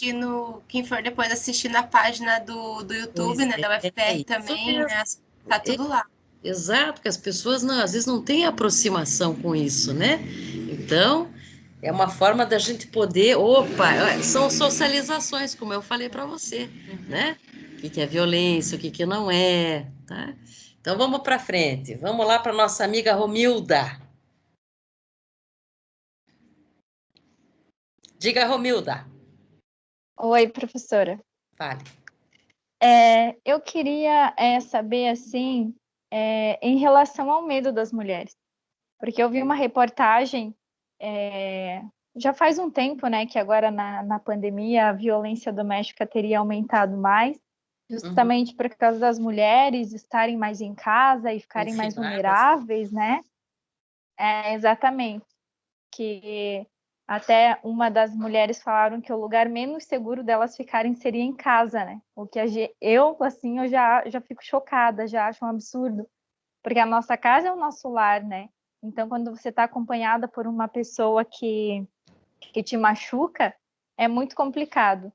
E eu gostaria de saber, assim, por mais que tenha políticas públicas, por mais que o governo, enfim, a polícia, tudo tenha se movimentado assim a fazer com que as mulheres falem, eu acho que elas ainda não se sentem seguras, porque os homens sempre dão um jeito de chegar até elas. E assim, eu acho que a política é um pouco falha, e eu não sei, e eu estou falando como leiga mesmo, né? Porque a minha mãe, ela já sofreu violência quando eu era mais novinha, e ela morria de medo. Por mais que a gente falasse, né, por mais que a gente tentasse ajudar, ela morria de medo, porque parecia que a política era muito falha e eles sempre davam um jeito de chegar até ela, sabe? Por mais que viajasse, por mais que fosse em outro lugar, sempre alcançava. Então, como é que a gente poderia falar a respeito disso para as mulheres que têm medo e na maioria das vezes enfim, porque a política é falha, né? Uhum.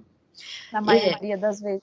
sim, o que que eu posso te dizer, Romilda? Ainda que a gente tenha uma política importante, né, uma legislação tão fundamental como a Lei Maria da Penha de 2006, quer dizer, você tem uma legislação protetiva, ela é, mas você tem não tem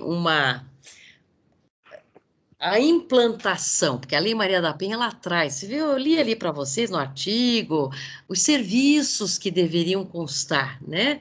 Claro que temos muito avanços, mas os juizados especiais estão nas capitais, né? Via de regra. Quer dizer, eu não estou aqui codado, mas o Estado do Paraná, se você analisa a quantidade de equipamentos públicos, né? Equipamento que faz parte de toda a rede, a quantidade de equipamentos é ainda muito pequena em relação aos 399 municípios. Eu fiz esse levantamento, sabe, oficial, da quantidade de equipamentos do campo da segurança pública, saúde, porque isso aí eles têm que estar trabalhando conjugados, né? Não é uma política só que vai dar conta dessa questão, não é mesmo? Nem seria, é pretensioso demais pensar nisso. Então, uma conjugação de serviços, ações e serviços, por isso que ela é rede de proteção, ela tem que ser assim, né? Então, a gente vem construindo, e ainda quando. É sério, até o governo da Dilma, os governos petistas, você tem um crescimento na implantação de equipamentos, né? Que fazem parte desta rede de atenção e de atendimento. Pós isso, ainda mais pós-golpe de 2016, eu tenho que deixar isso registrado, Quer dizer, você tem um retrocesso, assim, uma desaceleração. Então, o que acaba acontecendo aqui, né? Claro que existem, né, delegacia, principalmente nos municípios menores, ou CRAS, ou CREAS, quando muito, não é? Os hospitais, ou clínica, enfim. Mas, de qualquer forma, quer dizer, aí a mulher é agredida num município pequeno, Antonina e tal. Ela tem que ir para Paranaguá para fazer o exame de corpo de delito, né? Ai, meu Deus, eu esqueci, IML. Quer dizer, você dificulta as ações, as estratégias que deveriam estar, né, conjuntamente atuando ali para que ela se sinta segura. E é real, o medo que você coloca é muito real. Porque ela sabe que se esse, vai lá, faz o boletim de ocorrência, ela faz isso, o boletim. O companheiro, né, fica sabendo, enfim, do negócio. Quer dizer, a tendência é que a violência, se ela não tiver um aparato protetivo, a violência fique muito pior para ela, né? Punitivamente vai, né? Vai ser muito pior. Então, você tem que ter um resguardo, né, da rede, da própria rede atendida. Quer dizer, até abrigo para afastar, o abrigo com os filhos, que ela se sinta de fato segura e protegida para poder fazer a denúncia, para poder fazer esse enfrentamento, né? Porque senão não é efetivo o negócio. Então é isso, a gente tem uma desessa... Veja, hoje essa questão, como eu comentei com vocês na fala, né, a discussão da questão da política, da implantação da política né, de combate à violência contra a mulher, hoje você escuta falar alguma coisa dela, no atual, a secretaria acabou, foi colocada dentro, a secretaria especial, né, dentro do Ministério da Família e tudo mais, e não teve mais nenhum tipo de tratamento para, né, dar a consecução desse. Você tem algumas ações estaduais muito pontuais, você tem isso, claro que tem, mas eu ainda vejo que se dificulta muito, não para a mulher que está até na capital, que ela tem, inclusive eu soube recentemente que não tinha verba para continuar a Casa da Mulher Brasileira, por esses governos, né, que ia ter esse retrocesso, e a Casa da Mulher Brasileira, que pelo menos algumas capitais implantaram, estava em vias de implantação no Brasil inteiro, que oferece os vários serviços aí localizados no mesmo equipamento, no mesmo espaço, né? Então, é real isso. Então, mas o que acontece? Eu só tenho a lamentar? Não. Por isso que é tão importante a gente somar esforços, porque isso é uma questão política, né? Se a sociedade começa a protagonizar, né, e exigir dos entes públicos que os equipamentos sejam, né, tenham equipamentos com abrangência, com, né, capacidade de atendimento, quer dizer, aí você vai ter, de fato, a possibilidade de uma atenção real para essas mulheres e que elas se sintam seguras. Mulher nenhuma gosta de apanhar, não. O que ela não tem, o que ela tem é medo de denunciar. A verdade é essa, né? Não sei se respondi a tua pergunta, Romilda. Então tá bom, vamos para frente aí. O Peco. Peco, que está com a mãozinha levantada. É isso. Assim, ajudando também nessa pergunta. Sim, você está em campo, né, lidando com essa questão, tua experiência importante. Sobre a efetividade da Maria da Penha, assim, ela é uma lei, ela é importantíssima porque ela trata da urgência, né?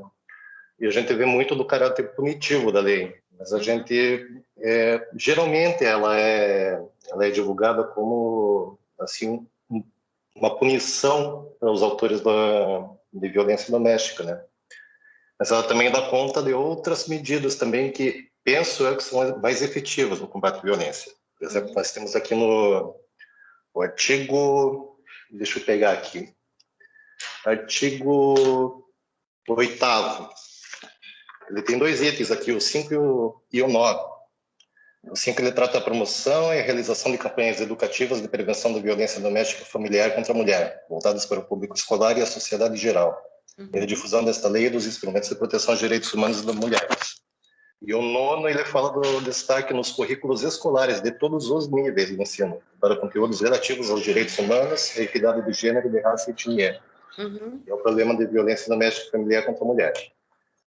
Assim, a gente tem um pequeno problema na divulgação e também na efetivação dessas medidas. Com certeza. No caso aqui, nós temos o autor de violência doméstica, ele comete a violência. Ele vai para aquele lugar mágico que o Estado acha que é a detenção. Que acha que basta a detenção e um momento lá preso, ele vai sair como que por encanto um sujeito ressocializado, entre aspas, né? Reeducado, e que isso nunca mais vai acontecer. Ele desconsidera toda a falta de estrutura afetada pelo próprio Estado para que essa violência seja extinta, que seja uma medida educativa para o autor de violência. Acredito que nós, profissionais, devemos trabalhar muito nesse campo, porque se a gente for usar da ferramenta do materialismo dialético, nós vamos tratar da raiz dos problemas. Precisamos tratar dessa temática, dar mais destaque para essa temática.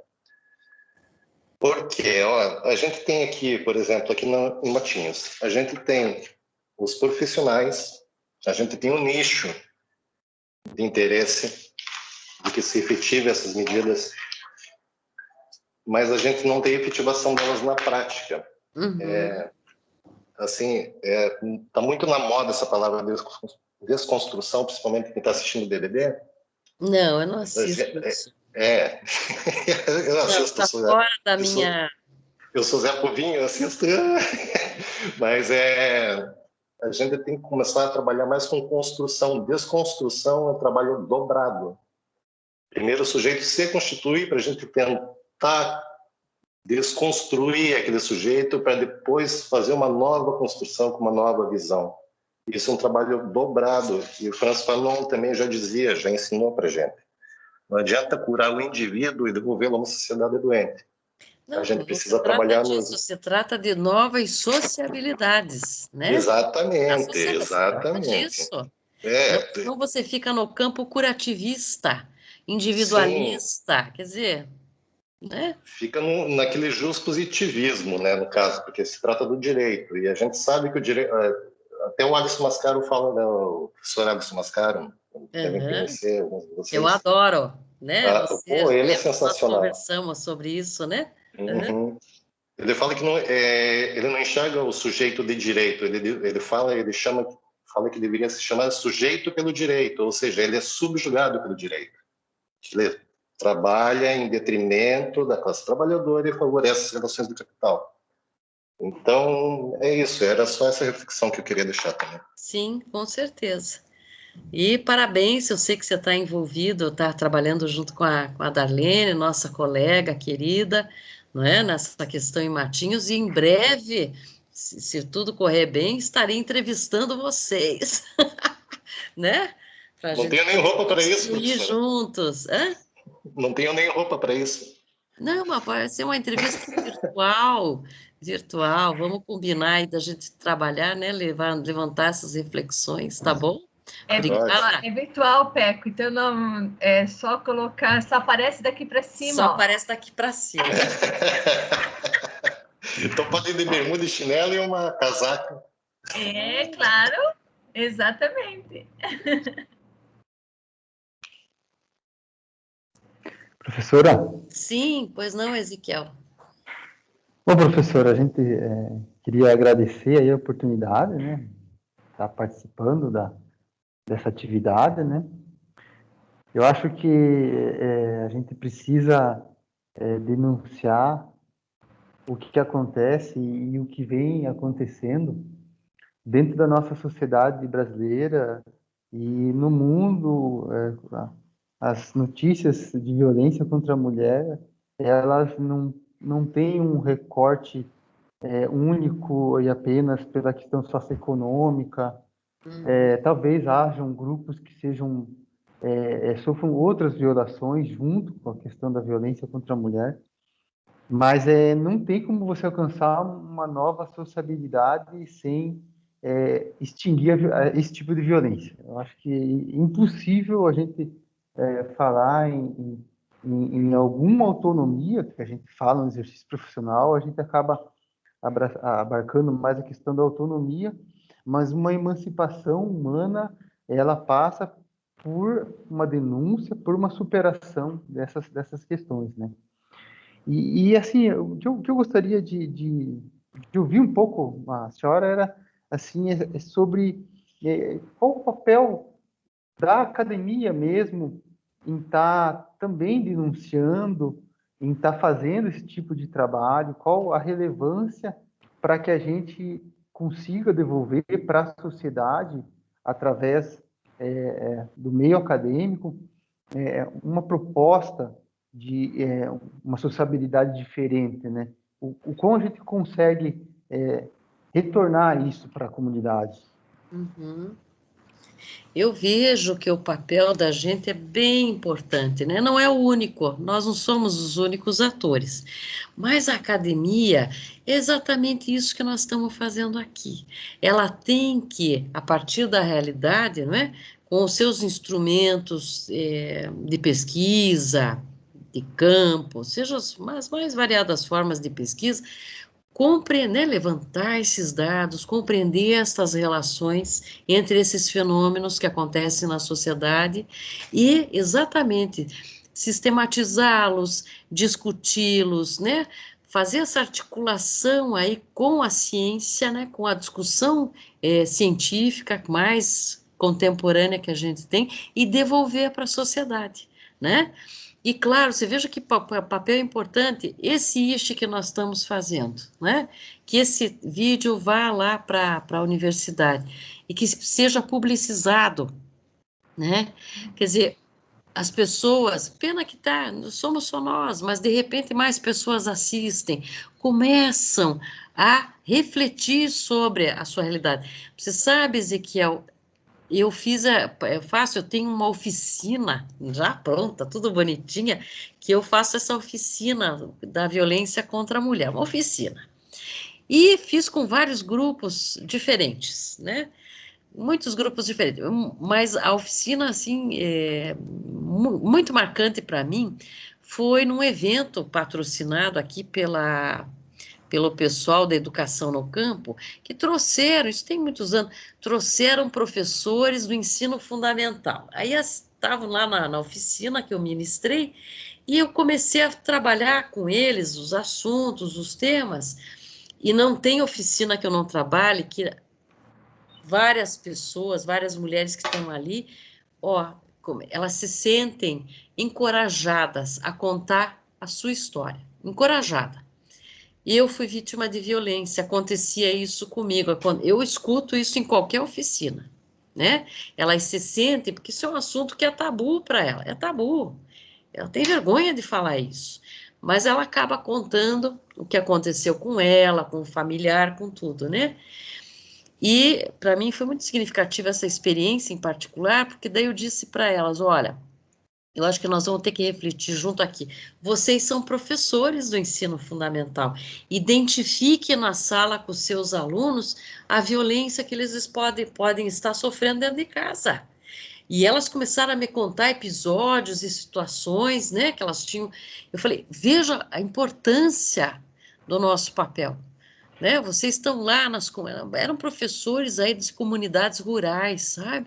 Olha a importância de você ter o olhar para identificar, né? Aquela criança que está sofrendo abuso, violência, papapá, aquela mãe, aquela colega de trabalho, aquela pessoa que trabalha na escola, que chega lá com o olho roxo, para abordar, para encorajá-la, né? E colocar para ela as possibilidades que ela tem de equipamentos para ela poder ser socorrida, né? Aonde que ela pode procurar. Então, essa é a nossa importância, né? De estar fundamentando isso. Cada um de nós tem.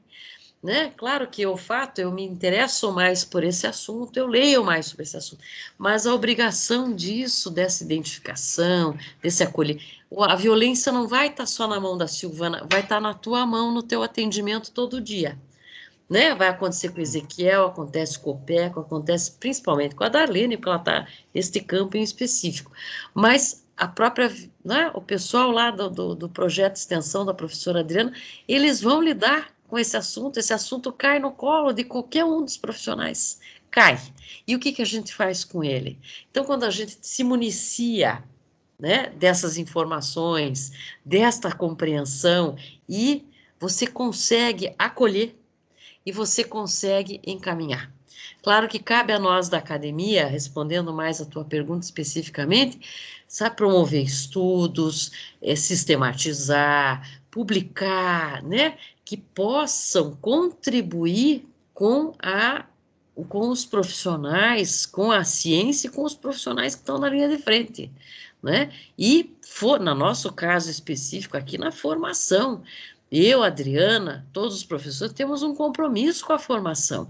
Então, eu quero, mais do que capacitar aquele profissional que está lá na sala de aula, para que ele possa ter os instrumentos intelectuais e ferramentas, né, técnico-operativas, para intervir nessas situações. É essa a nossa importância, é assim que eu a vejo, sabe, Ezequiel? A nossa junto com os profissionais que estão na linha de frente, tá? Não sei se respondi a tua pergunta, mas é assim que eu penso. Sim, sim. Sim, obrigado, professor, Assim, pela... assim, Silvana, já que tu me citou, eu vou dar um pitaco aí.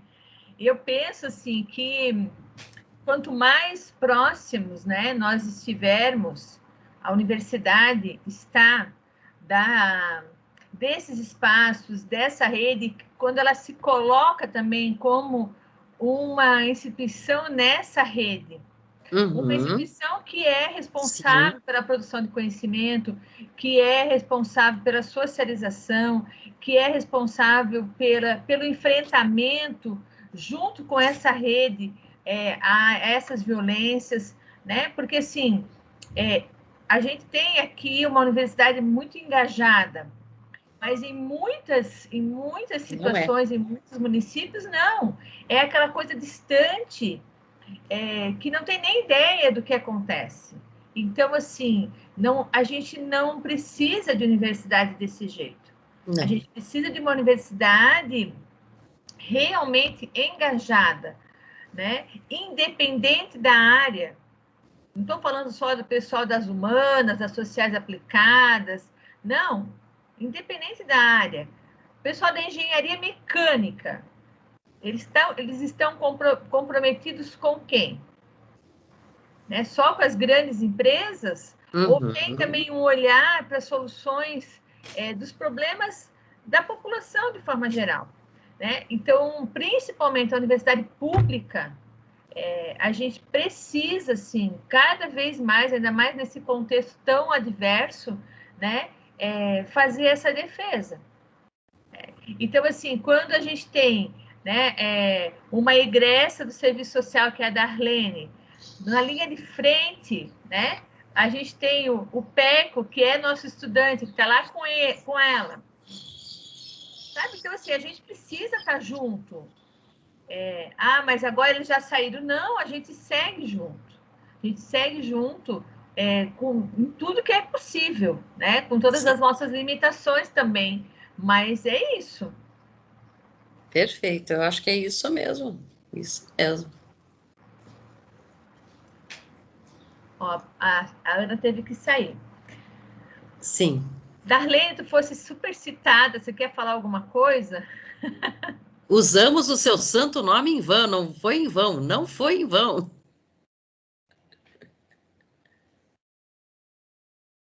Será que ela está nos ouvindo?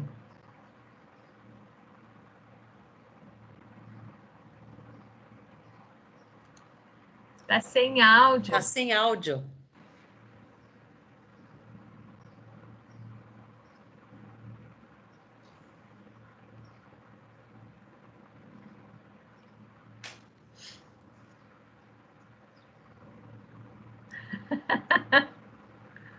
Continua sem áudio.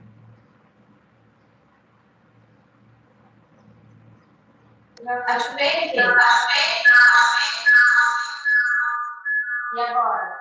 Agora sim. Agora voltou, agora sim. Ah, tá. Tive que sair tudo e recomeçar aqui. Nossa. Tem um eco. Tem uma galinha. Não, mas está fazendo eco. Deve ter um equipamento Eu vou aberto. pedir para os demais fecharem o microfone também. Acho que talvez melhor. Eu vou fechar o meu.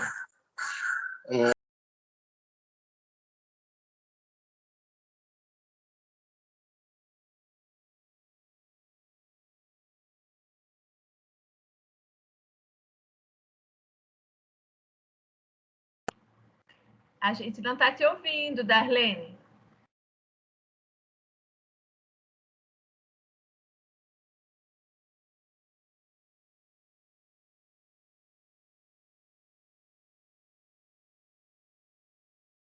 O Peco já está dando uma assistência ali.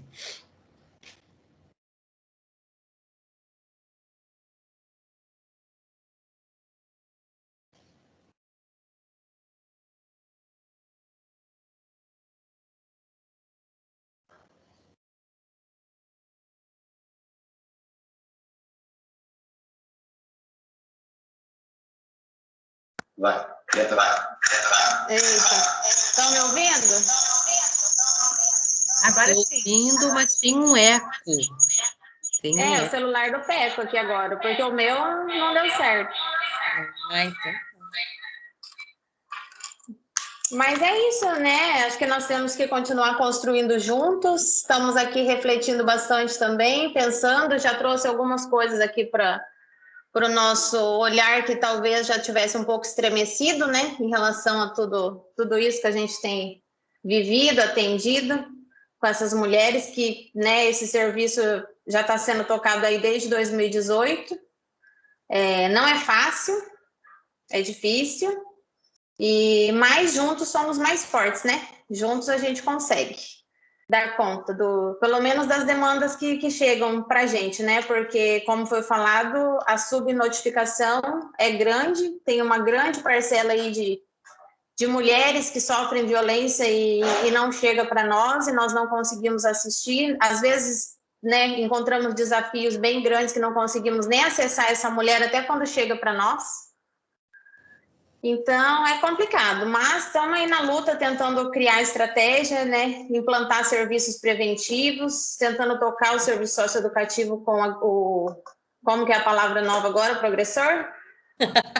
Perpetrador de violência. Esse daí, pro perpetrador de violência. Preciso me atualizar.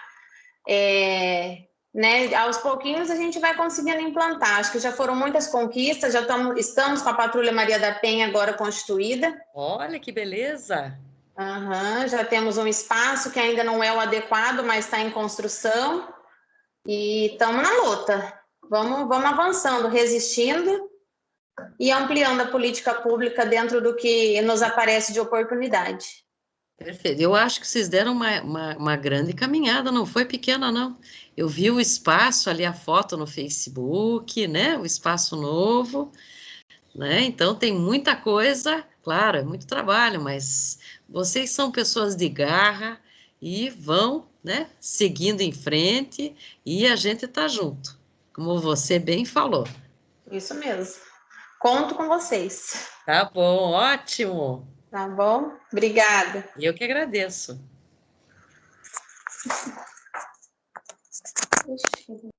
Queria, então, encerrar agradecendo novamente, né? Esperando, assim, realmente que esse material seja acessado por muitas pessoas, né? E que se juntem aí, né?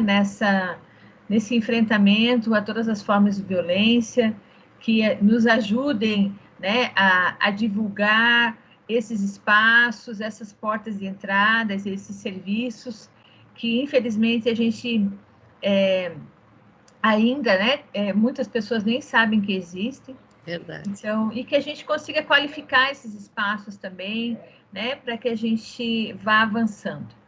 Então, muito obrigada. Oi? Tá, é isso mesmo, é isso mesmo. Então, eu vou fechar aqui a gravação.